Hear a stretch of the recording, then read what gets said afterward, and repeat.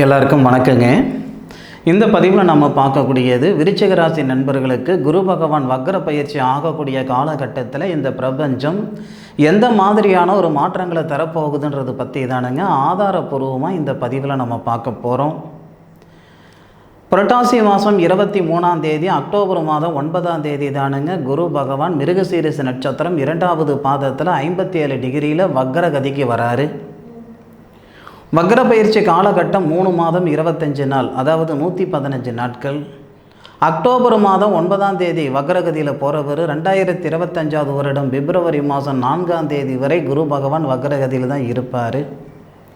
குரு பகவான் விருச்சிக ராசி நண்பர்களுக்கு தனஸ்தானாதிபதியாகவும் புத்திரஸ்தானாதிபதியாகவும் வரக்கூடியவர். தனஸ்தானாதிபதி மட்டும் கிடையாது, குரு பகவான் தனகாரகனும் குரு பகவான் தான். அப்பேற்பட்ட குரு பகவான் விருச்சிக ராசியாதிபதினு சொல்லக்கூடிய செவ்வாவுடைய சாரம் வாங்கி விருச்சிக ராசிக்கு 7வது பாவகத்தில் இருந்து 7வது பார்வையாக விருச்சிக ராசியை பார்க்கக்கூடிய தருணம். அதுபோக விருச்சிக ராசியாதிபதினு சொல்லக்கூடிய செவ்வாவுக்கு குரு பகவான் சாரம் கொடுத்துருப்பார். புனர்பூச நட்சத்திரத்தில் 2வது பாதத்தில் தான் செவ்வாய் இருக்கிறாரு. செவ்வாவுடைய நட்சத்திரத்தில் குரு பகவான் நட்சத்திர பரிவர்த்தனைன்னு சொல்லுவாங்க. நட்சத்திர பரிவர்த்தனை மட்டும் இல்லாமல் ஒரு அதிசயமும் ஒரு ஆச்சரியமும் இருக்குது. குரு பகவானும் செவ்வாவும் நட்சத்திர பரிவர்த்தனை செய்து செவ்வாவுடைய வீட்டை குரு பகவான் பார்ப்பார், குரு பகவானுடைய வீட்டை செவ்வாய் பார்ப்பார். இது மிக சிறந்த ஒரு தருணமாக இருக்கும்.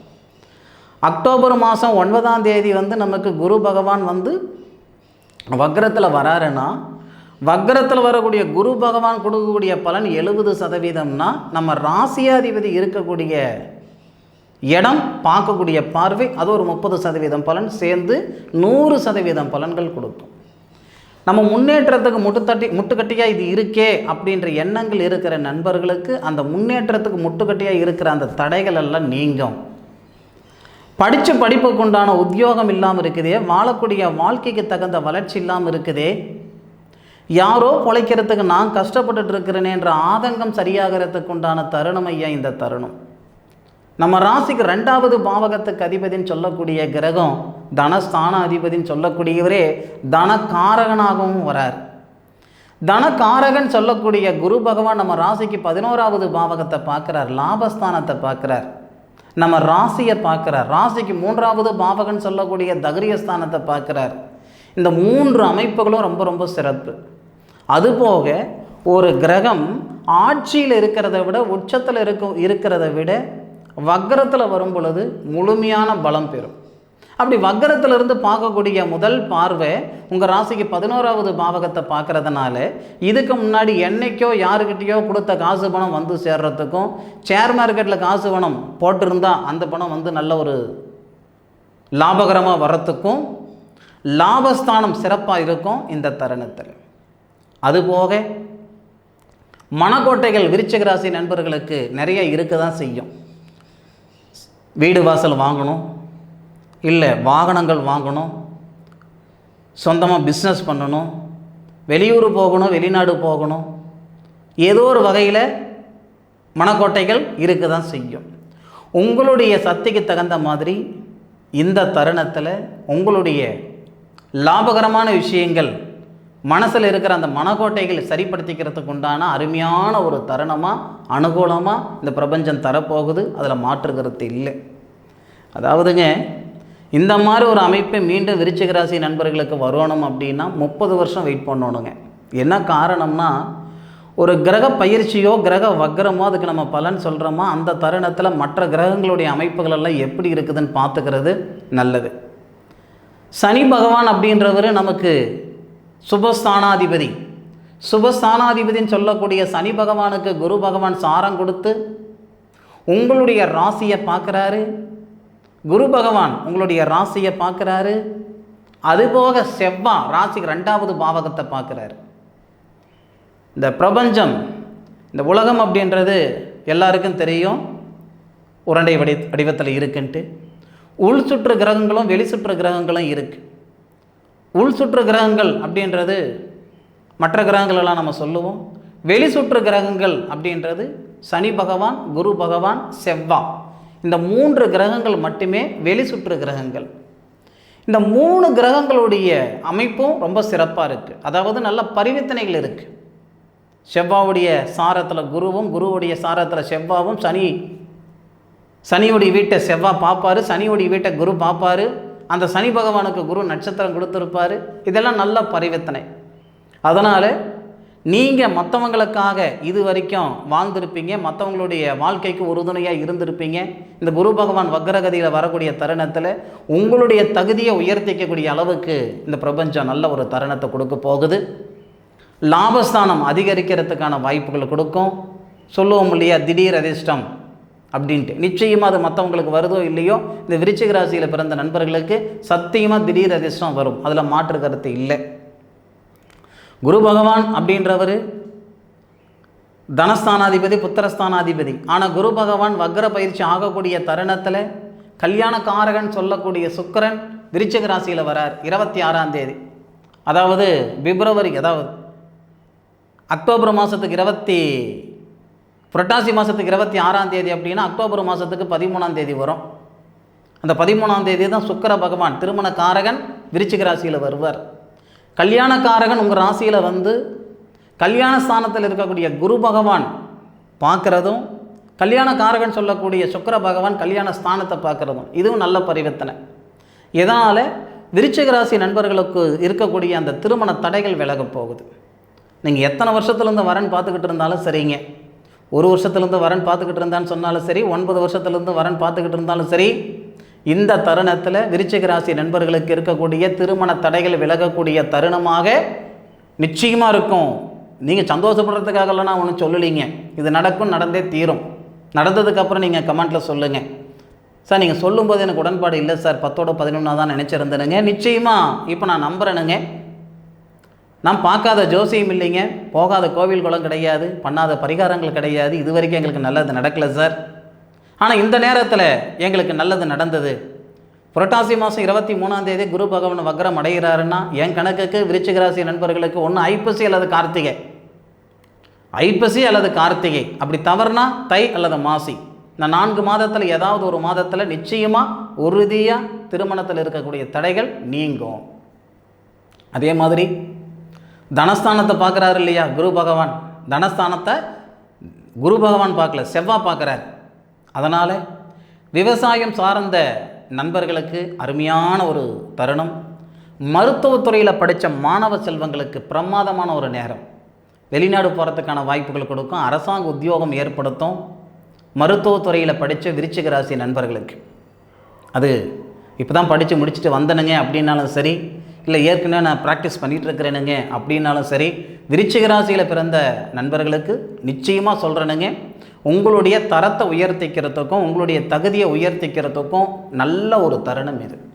அதுவும் மருத்துவத்துறையில் படித்தவங்க அல்லது வேலை பார்க்குறவங்க, ஒன்று சொந்தமாக ஒரு பில்டிங் உருவாக்கிக்கிறதுக்கோ, ஒரு கிளினிக் ஆரம்பிச்சுக்கிறதுக்கோ, அல்லது வெளிநாட்டுக்கு போகிறதுக்கோ, இந்த மாதிரி ஒரு அமைப்புகள், இல்லை அரசாங்க உத்தியோகத்தில் ஒரு அமைப்புகள் வரத்துக்கும் நிச்சயமாக வாய்ப்புகள் உண்டு. அதுபோக விவசாயம் சார்ந்த நண்பர்களுக்கும் இது சிறப்பான ஒரு தருணமாக இருக்கும். விவசாய நிலம் வாங்கணுன்ற எண்ணம் இருக்கிற நண்பர்களுக்கு இது பிரமாதமான ஒரு நேரமாக இருக்கும். அதுபோக உங்களுடைய ராசிக்கு, ஏன்னா தை மாதம் 22ஆம் தேதி வரைக்கும் குரு வக்கரத்தில் இருக்கிறார் இல்லைங்களா. இப்போ அந்த தைப்பட்டம் சொல்லக்கூடிய அந்த தை மாதத்துலலாம் பார்த்திங்கன்னா நிறைய விவசாய நண்பர்களுக்கு லாபகரமான ஒரு விளைச்சல் கொடுக்கும், பார்த்துக்கிடுங்க. அதுபோக 1, 2 2வது பாவகத்தை செவ்வாய் பார்க்குறாரு, 3வது பாவகத்தையும் செவ்வாய் பார்க்குறாரு. செவ்வான்றது சகோதர காரகன் நம்ம சொல்லுவோம். சகோதர ஸ்தானாதிபதின்னு சொல்லக்கூடிய கிரகம் சனி. சனி செவ்வாவுடைய வீட்டை பார்க்கையில் செவ்வாய் சனியுடைய வீட்டை பார்க்குறார். கூட பிறந்த பிறப்புகள், அண்ணன் தம்பிகளுக்குள்ள பேச்சுவார்த்தை இல்லைங்க, 4 வருஷம் ஆகுதுங்க, 10 வருஷம் ஆகுதுங்க, அக்கா தங்கச்சிக்குள்ளே பேச்சுவார்த்தை இல்லைங்க.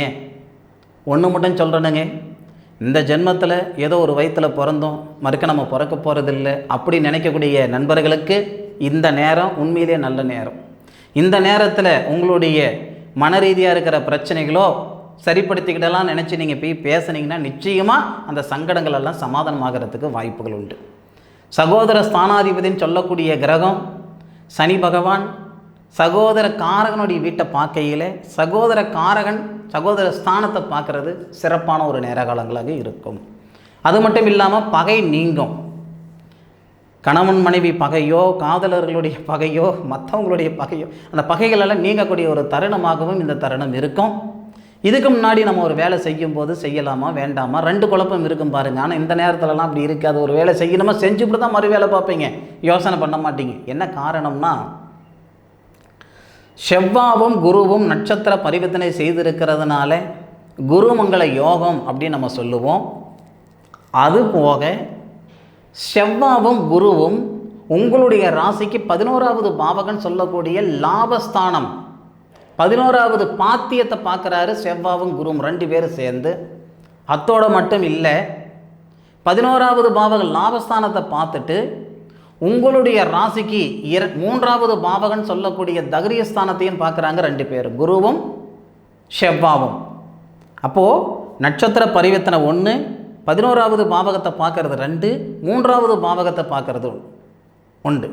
அது மட்டும் இல்லை, இப்போ நான் சனி பகவானும் செவ்வாய் பகவானும் மாற்றி மாற்றி வீடுகளை பார்த்துக்கிறாங்கன்னு சொன்னேன் இல்லைங்களா. சனியோடைய வீட்டை செவ்வாய் பார்க்குறாரு, செவ்வாவுடைய வீட்டை சனி பார்க்குறாருன்னு சொன்னேன் இல்லைங்களா. அதே மாதிரி குருவுடைய வீட்டை செவ்வாய் பார்க்குறாரு, செவ்வாவுடைய வீட்டை குரு பார்க்குறாரு. இப்போது இந்த பதிவு பார்த்துட்ருக்கிற நண்பர்கள் சொல்லலாம், சார் யார் எங்கே பார்த்தா எங்களுக்கு என்ன சார், நீங்கள் பலன் மட்டும் சொல்லுங்கள் சார் அப்படின்னு நீங்கள் சொல்லலாம். அப்படி நான் சொன்னேன்னு வச்சுக்கோங்களேன், அதுக்கு பேர் ஜோசியம் இல்லைங்க, வாக்கு சொல்கிறது, பிரசன்னம் பார்க்குறது. அதுக்கு நான் வரல.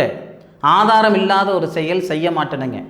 நீங்கள் யாருக்கிட்ட வேணும்னாலும் நீங்கள் கேட்டு பாருங்கள், அல்லது இந்த வீடியோவை நீங்கள் அனுப்பி பாருங்கள். நான் சொன்னதில் உள்ள உண்மைத்துவம் என்னன்றது உங்களுக்கு தெரியும். இதெல்லாம் மறுபடியும் எப்போ நடக்க போகுதுன்னு தெரியல. குரு செவ்வாய் நட்சத்திரம் வாங்கிறது, செவ்வாய் குரு நட்சத்திரம் வாங்கிறது, இங்கே பரிவர்த்தனை. குருவும் செவ்வாவும் சேர்ந்து லாபஸ்தானத்தை பார்க்குறது, குருவுடைய வீட்டை செவ்வாய், செவ்வாவுடைய வீட்டை குரு பார்க்குறது, சனியோடைய வீட்டை செவ்வாவுடைய வீட்டை சனி பார்க்குறது. இதெல்லாம் மீண்டும் இந்த மாதிரி ஒரு அற்புதம் எப்போ வருதுன்னு தெரியல. இந்த நேர காலங்கள் உங்களுக்கு கிட்டத்தட்ட பார்த்திங்கன்னா 115 நாள் பிரமாதமாக இருக்குது. ஒவ்வொரு நாளும் ஒவ்வொரு மாற்றங்களை தரும். மாற்றங்கள் வேணும்னு நினைக்கிற நண்பர்கள் முயற்சி பண்ணுவாங்க. நேர காலங்கள் மட்டும் சாதகமாக இருந்தால் சத்தியமாக போதாது. நேர காலங்களோடு சேர்ந்து நாமளும் பயணித்தா தான் போக வேண்டிய இடத்துக்கு போய் சேர்ந்துக்கிட முடியும். இது உங்களுக்கான நேரம் அப்படின்னு நான் சொல்கிறேனுங்க. நீங்கள் சாதிப்பீங்க. இத்தனை நாள் நீங்கள் சம்பாதிக்கிற இடத்துல இருந்தீங்க, இதுக்கு மேற்கொண்டு நீங்கள் சாதிக்கிற இடத்துல இருக்க போகிறீங்கன்ற நம்பிக்கை எனக்கு இருக்குது. அந்த நம்பிக்கை உங்களுக்கும் இருந்தால் வளர்கிறதுக்கான ஒரு பாதையில் நீங்கள் போங்க. கிணத்துல போட்ட கல் மாதிரி ஒரே இடத்துல நின்றுட்டு இருந்தோம்னா ஒன்றும் ஆகாதுங்க. நம்மளால் எந்த அளவுக்கு முடியுமோ அந்த அளவுக்கு உழைப்புன்ற ஒரு விதையை போட்டால் தான் வளர்ச்சி அப்படின்ற ஒரு விருட்சம் கண்டிப்பாக வரும்.